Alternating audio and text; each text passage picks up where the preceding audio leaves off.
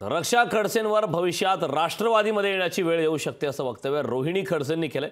तर एकनाथ खडसेंमुळे रक्षा खडसे राजकारणात असल्याचं वक्तव्य करत रोहिणी खडसेंनी रक्षा खडसेंवर टीका केली।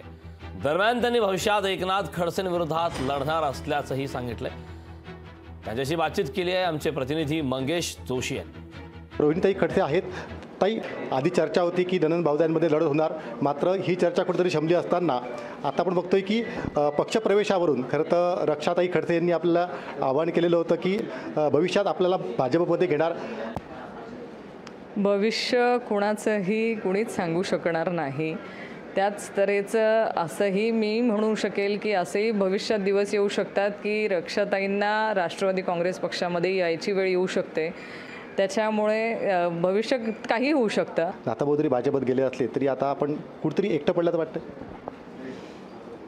बघा, वडील म्हणून कायम लहानपणापासून मी त्यांना बघितलंय। मी राजकारण किंवा समाजकारण किंवा लोक सांभाळणं हे सगळं त्यांच्याकडून शिकलेत। म्हणजे मी आज जे काय आहे ते त्यांच्यामुळे मी घडली आहे आणि भविष्यात देखील ते माझे आदर्श कायम राहतील। आज रोजी एकटं वाटतंय असं मी म्हणणार नाही।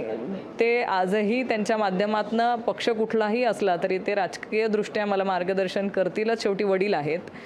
पण थोडंफार एकटं म्हणण्यापेक्षा आज भविष्यात त्यांच्यासोबत काम करण्यामध्ये आनंद जो होता तो आज त्यांची कमी नक्कीच जाणवेल। समजा जर भविष्यामध्ये राष्ट्रवादीकडनं आपल्याला विधानसभेची उमेदवारी मिळाली आणि नाथाभाऊंना पुन्हा भाजपकडून जर मुक्ताईनगर मतातून उमेदवारी मिळाली तर हा सामना कसा वाटेल आपण?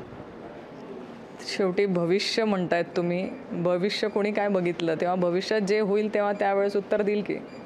समजा अशी परिस्थिती निर्माण झाली तर आपली मनस्थिती ना होतं द्या। अजून भविष्यात काय होईल त्याच्यावर मी आज रोजी भाष्य करून काय उपयोग नाही।